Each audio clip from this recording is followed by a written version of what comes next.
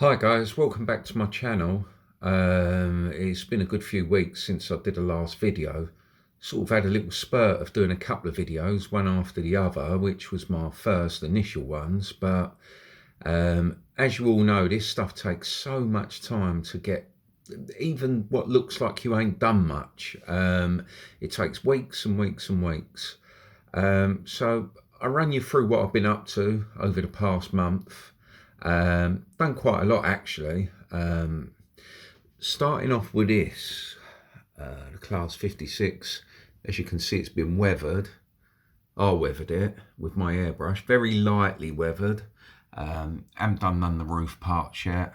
I'm still sort of new to this weathering business as well. Seen quite a few videos on weathering, so sort of picked up some tips and tricks on how to do it with the airbrush, but I think you'd agree it don't actually look too bad. As long as I don't go too crazy on it, that is. But yeah, it looks all right. So let's walk you through what I've done to the layout so far. Let's have a look. So starting with this part here, I placed a signal box here. It needed a signal box because of these points. Also to control the trains going into the station. It was a little bit difficult finding out where I'm actually going to put this thing. So as you can see, I've actually sort of cut a part out of the retaining wall there and I've set it back, but I think it looks all right there. Got a couple of junction boxes, or relay boxes I think they're actually called. Also put the orange piping down, the orange tubing, because it's prototypical to have that, to run some cables through there and into the points. Got myself some dummy point motors as well, so I'm going to be wiring those up. Also got the troughs, or trunking, concrete trunking as I think its proper name is. But yeah, so that's what I've done to the station. Well, the approach to this station still needs to be ballast, weathered and so on. But I'm just really glad I sort of got this signal box here, because you do have to have one, especially to control the points and tell the trains, if you like, what platform they've got to go to and so on, as well as being health and safety. So really happy I found a little place for that there. The trains run fairly close to it as they go past, but there's still an amount of gap there, and I've done some running on them as well, and nothing's actually touched it, clipped it or anything, so I'm going to leave it and go with that. So let's have a look at what I've done with the station.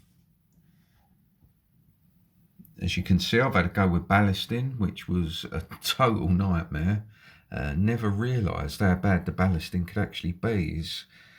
What a job that was. So anyway, I've put these lamps in. They're going to light up, these platform lights. They're double LED lights running on 12 volt.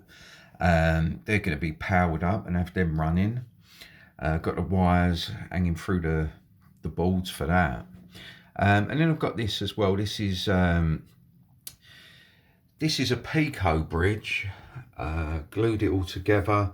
Wasn't quite sure how I'm going to get the colour of concrete, so I just sprayed it grey for now. Might even leave it grey and just weather it up and so on.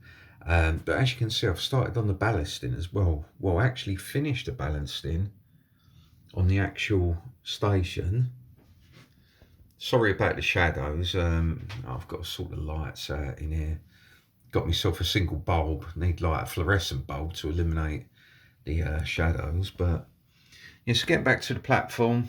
Got the bridge. Got these benches. These benches were quite difficult, believe it or not, to find, because I wanted them to be the exact wire benches and spray them red as they were on this type of, well, this era that I'm actually running the layout based on. So I got these wire benches, painted them red, done some billboards as well. Now tell us what you think about the billboards. My daughter said to me, "Dad, I don't quite understand what the hell that's actually on about." But those ears might remember it. Actually, Silk Cut advert, but they can no longer advertise for cigarettes, as you know. But I was always fascinated with that when I saw it back in the late 80s on the billboards. So got myself quite a few benches, quite a few street lamps or platform lights, as they're going to be. As it comes across, you can see I've actually weathered the track as well with my airbrush, going right the way down, right the way, all the way through the station. But now this is what I've been doing quite a bit of work on, is the actual station. Wasn't quite sure, I mentioned in my last video that this thing here, this old Hornby country platform station, was going to turn it into a cafe. Found a sign on the internet, coffee station. It's probably really modern, but I actually like the look of it, like the logo, so printed it out. And I've actually turned this into a cafe, which I wanted to do. Got some benches outside with umbrellas, weathered them up as well to make them look a little bit more realistic than when they first came, which was like these bright, massively clean colours in your face. Also the retaining wall. I've got these, I think it's called lichen or something like that. Got that, and I sprinkled some I think it's light green turf or something. I've got a bottle down there to show you. I'll show you in a second. Yeah, so coming along, done some transfers, painted it up red as well. Painted the doors red, the fascia boards red. A little ice cream sign on it as well. Just because I remember that as being a kid, used to have them outside the sweet shops all the time. You'd see these ice cream signs. But anyway, put it on there, got the bushes going. Now this, I'm really pleased with how this turned out. Basically, this was scratch built from some old sprues, and it was the sprues that was actually taken off the bridges, taken off that step bridge. So I kept the sprues, thought they'd come in handy, cut them up, bit of polystyrene cement, made a frame, and then I went onto the internet, put NSE maps, then scaled it, cut it out, put it behind some plastic, and made a little map. But I'm quite pleased with that. Got a post box, Backman's telephone box, and looking over at the station building, the main station building now, I've actually given it a name. People were saying to me, I've got a lot of comments saying, what are you going to call it? You've got to give it a railway. I've actually called it Cranham. Reason I called it Cranham, it's the village that I live in, and we ain't actually got a train station. If we did have a train station, it probably wouldn't look like this, but who cares? I like it. Done a lot of research on this as well, with Network South East signs. Printed off the sign and then covered it in a plastic shield, which was actually the plastic, again, the plastic wrapping out of these footbridges. Yeah, so kept making a lot of mistakes, didn't quite get the logo right, the colours weren't right, and then the actual writing that says Cranham is actually blue. Now, I originally printed that out in black, and I kept looking, and I just didn't know quite what was wrong with it. So, turned out it was the blue writing, not black, so put it back, reprinted it, should I say, so it is blue, make it look a bit more prototypical. Yeah, so there's the station. Like I said, fascia boards, soffits, they all match now. Sort of brings it in to kind of look like one station. Got another billboard over there, the latest Ford Orion at the time. I remember that's the gear model, top of the range. Everyone wanted one. Nah, probably about 300 quid. But yes, getting back to the station, I've got another footbridge here. Now, I didn't know where to have two footbridges. Obviously, this footbridge goes close to the station, so people can go over onto the second platform. But it just seems like a bit of a rake and a bit of a trod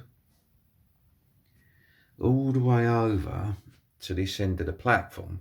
So I thought put one here, one at each end, and that way, if they do need to cross over platforms for any specific reason, got themselves on the wrong platform or whatever, they've not got this long trod all the way back to get to the footbridge.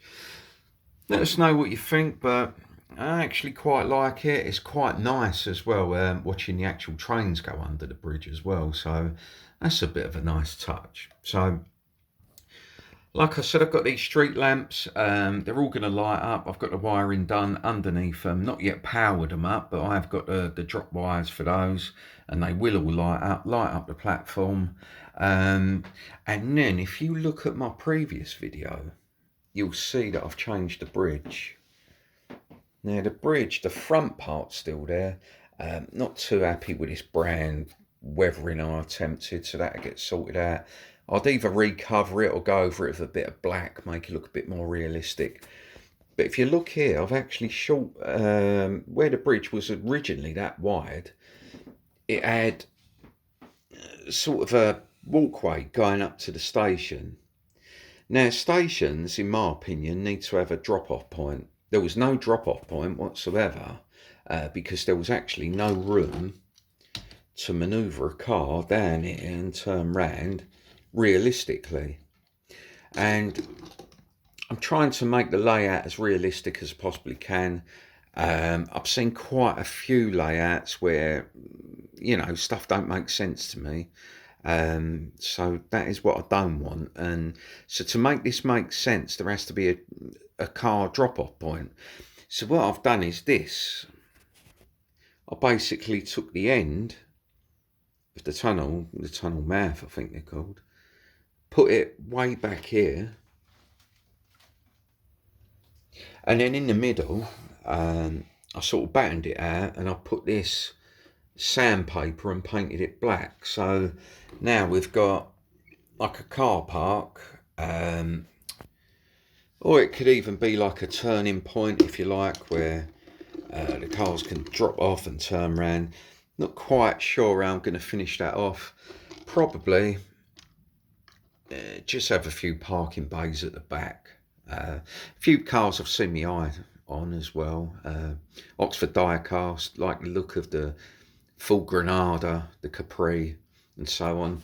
This, although it's going to stay on the layout, it's not typically correct.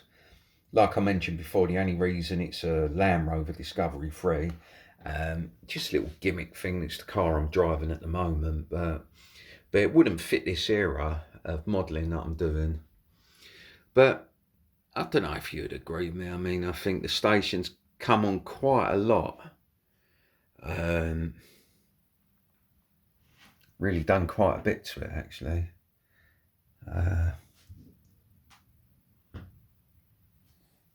There you go. And this part here is going to be the next part of modelling I'm going to do.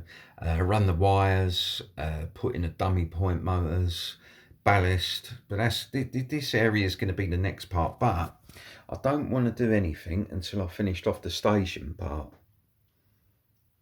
A couple of little details they need doing. Need to get a buffer stop put in here as well. Oh yeah, not actually looking too bad.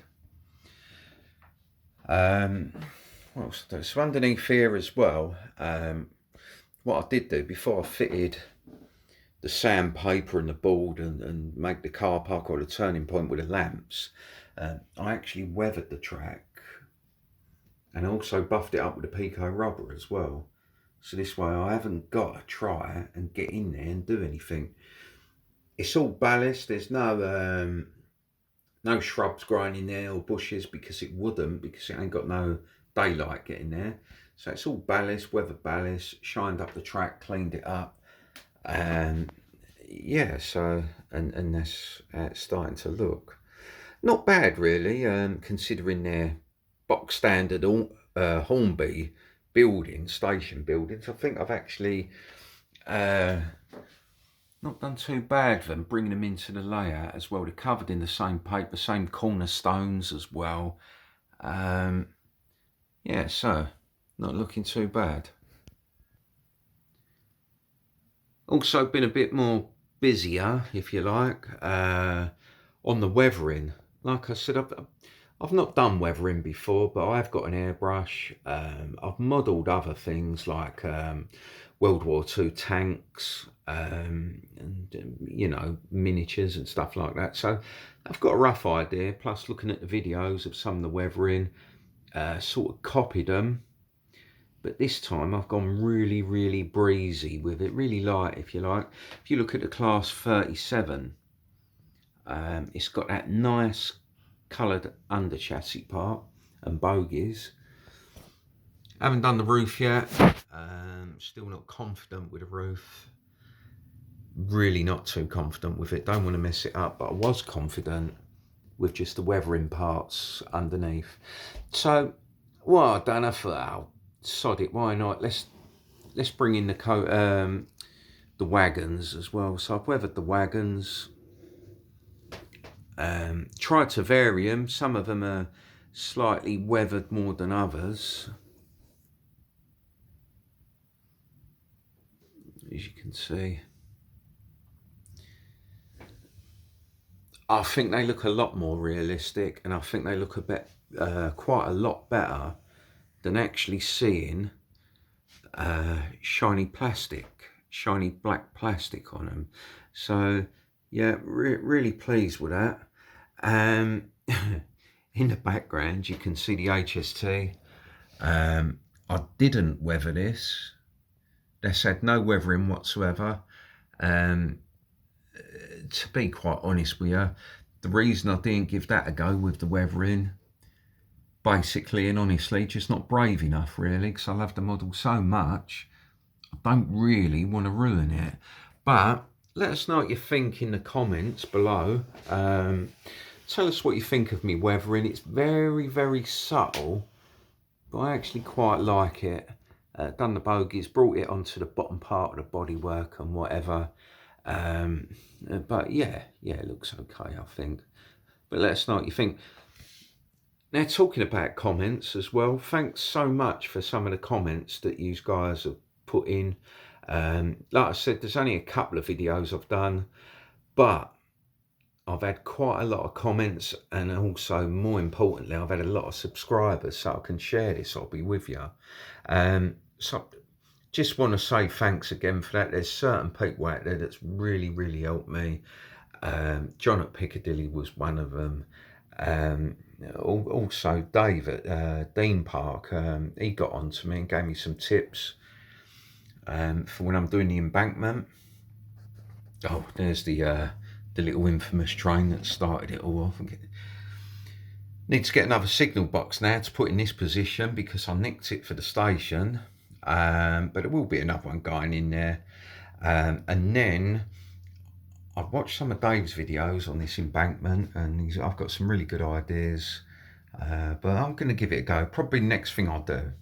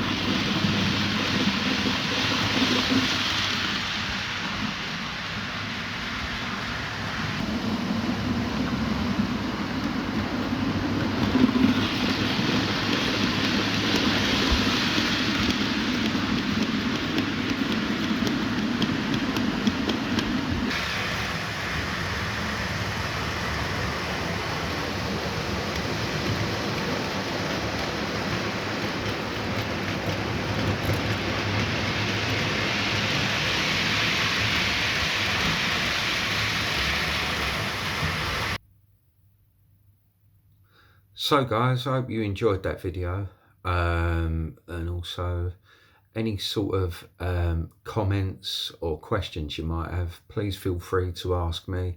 Um, those guys that have put comments or asked questions, you'll know that I answer them all. Anyone that leaves any questions or comments, they're all going to get answered. And also, I mean, if you like the video and you want to continue watching the journey of getting this railway built, then please feel free to subscribe. The more he is, the better, for obvious reasons as well. But I mean, it's nice just to be able to share the hobby with someone. Like I mentioned before, I don't know anyone that's into it apart from you guys on the internet, hence me doing the video. So anyway, glad you liked it, and next update will be on the signal box, trunking or troughing, whatever you want to call it. It's going to be laid down as well. The points are going to be concentrated on, and we'll see how we get on. Thanks guys, cheers.